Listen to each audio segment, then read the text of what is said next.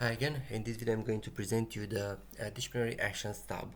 I think this is one of the most important tab from the entire system. Why? Because this do a lot of jobs, a lot of tasks instead of you. It's helping you with a lot of calculations and you don't have to do absolutely anything. This tab is split into section. The left side where you log the disciplinary actions taken against your employee, and the right side is the magic of this entire tracker. This is the side where the part where the system does all the hard work, meaning in this side the system will tell you exactly what actions to take against what employee, the date when you should take the actions, and what points does each employee have had when the system recommended this action. So the system, this side of the system will track all the infractions you have allocated logged in for any employee. Will track the system type, if it's fiscal year, standard year, or a specific number of days. All your infraction, custom list of infractions with penalty points applied, allocated for every type of infraction. All the disciplinary lists with thresholds and validation date. And based on everything, including the current actions, it will suggest you what actions to take, if it's new action or maybe an escalating action, the date you should record the action in your active actions, and the employee against that action is orientated. So let me just show you, because it is better to show you than to rather than to explaining. So let's take a new employee, for example the next one, Daniel Taylor, and let's record some new actions. So we have one, but not this one because it has 5 points allocated to hide, and it will reach faster the threshold. So we have 1 and 2. We have now 2 points for Daniel Taylor. Let's see what the system is doing with these 2 points. Let's go into the employee per year. We have okay, it's Daniel Taylor is already selected, and the system is telling us no disciplinary actions action recommended for Daniel Taylor. So Daniel Taylor is fine, we don't have to do anything. In the magic of this system, Daniel Taylor is not present, so the system doesn't do anything related this employee, because with 2 points he doesn't reach any of the thresholds from here. Okay, let's go fast forward and allocate a new infraction for Daniel Taylor. So now Daniel Taylor is having 3 points for this rollover interval. Let's go into the employee per tab. We see a new recommended action for Daniel Taylor, documented verbal, 3 points for the current rollover interval. Why this happens? Because 3 points is falling within the threshold for the documented verbal.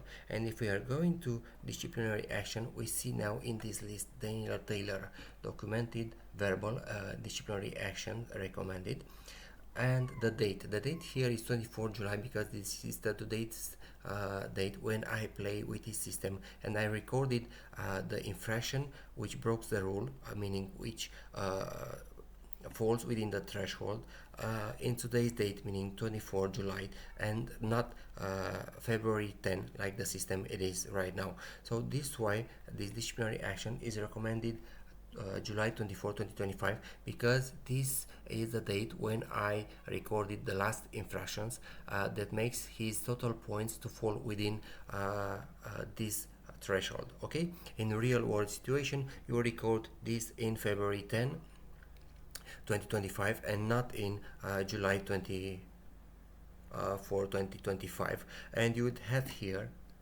February 10, 2025. Okay, what you have to do now, you have to go select Daniel Taylor.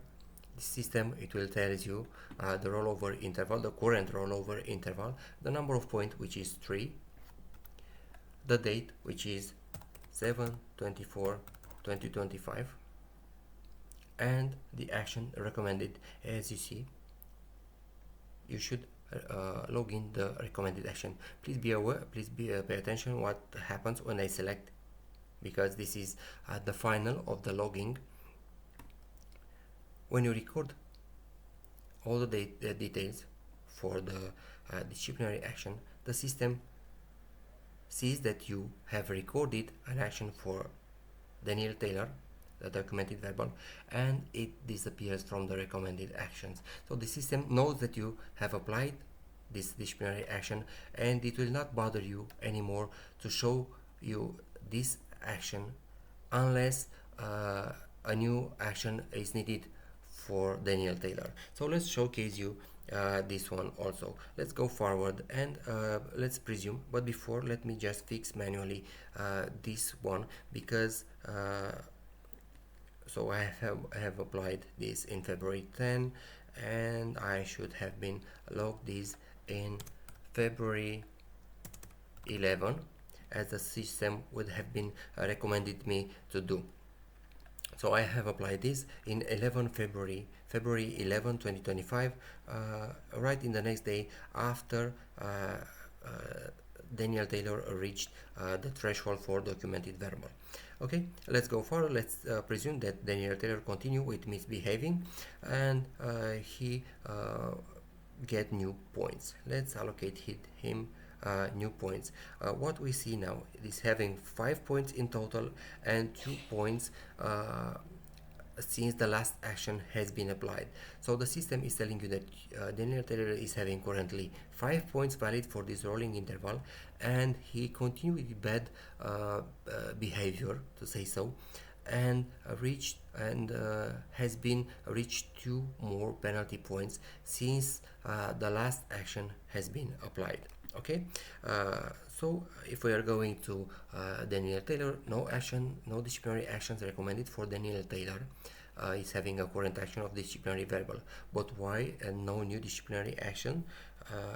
Because as you see, the system doesn't tells us anything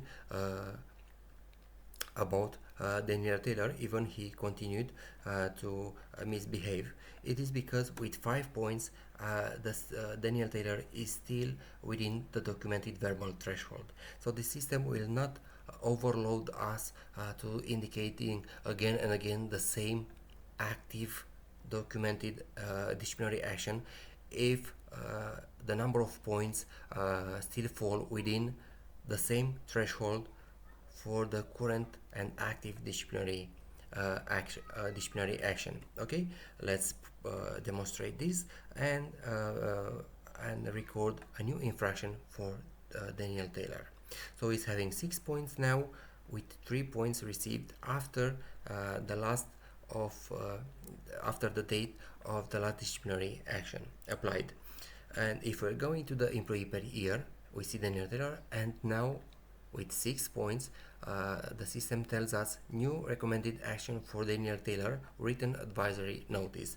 If we're going to the disciplinary action, we see Daniel Taylor, current action is disciplinary verbal, 6 points now, and 3 points since the last active action applied, meaning 3 points since the current action has been applied, and the system is escalating for us to the next recommended action based on the threshold reach, which is written advisory notes. And if we see 6 points, if we are going to the setting, 6 points now reach the new threshold for the written advisory notice, and the system is automatically telling us Daniel Taylor reached a new threshold, and we need to escalate to the written advisory notice. When? 24 July 2025, same date, because today we played with this and today we applied the infraction. What we have to do now, go again, Daniel Taylor, fills in automatically the current rollover, the points. So when we are applying this disciplinary action, Daniel Taylor is having 6 points, as you see here, the date suggested by the system,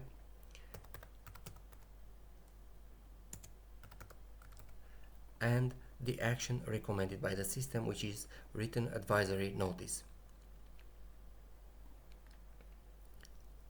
We have misspelled the date here.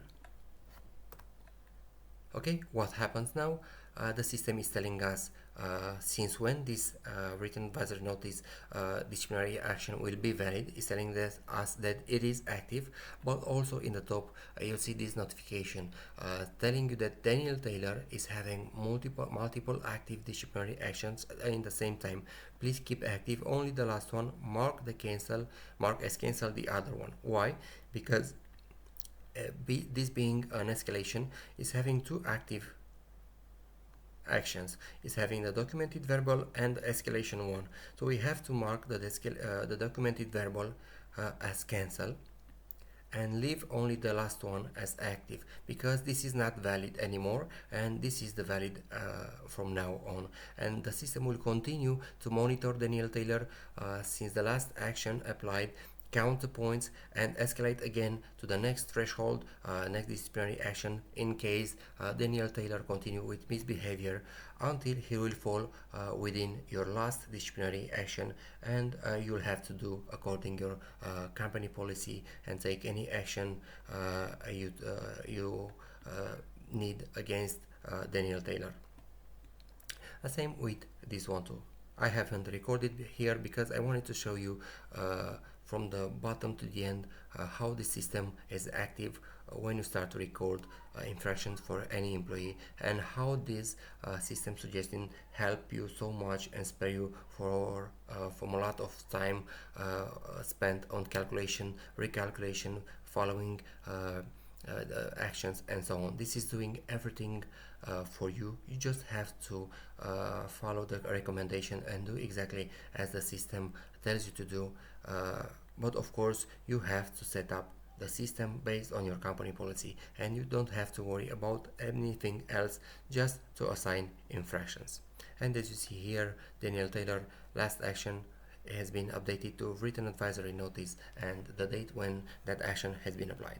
Thank you. In the next video I'm going to present you the action slip. It will be shorter, and you'll see how amazingly this one is also. Have a good day.